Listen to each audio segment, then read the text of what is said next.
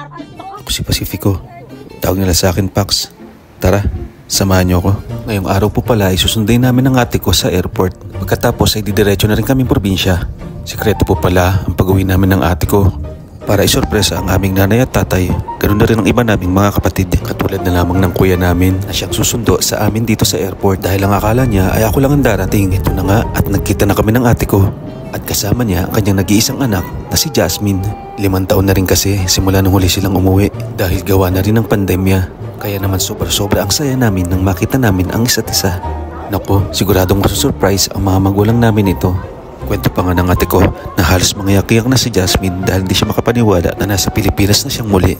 Itinaong kasi nila ang uwi nila sa pag-uwi ko dahil bihira lang ang pagkakataong ganito. Ito na nga at nakausap na ng asawa ko ang kuya ko at naghihintay na sila sa waiting area. Ayan na nga at nakita na nila kami mula sa malayo. At nakita namin ang gulat nila dahil hindi lang ako ang dumating. Napatakbo pa nga si Jasmine nang makita ang kuya namin at si ate Nerin. Bilang isang OFW, alam ko na alam nyo na itong lugar na ito ay isang pinakamaganda at pinakamasayang lugar para sa atin. Yung bang muling unang pagkikita matapos ang inipat sakripisyo natin sa ibang bansa para sa ating pamilya. Kaya naman saludo rin ako sa inyo, kayong mga nandyan sa sitwasyon ng katulad namin ng ate ko. Hanggang dito na lamang po. Maraming salamat sa pagsama. Paalam.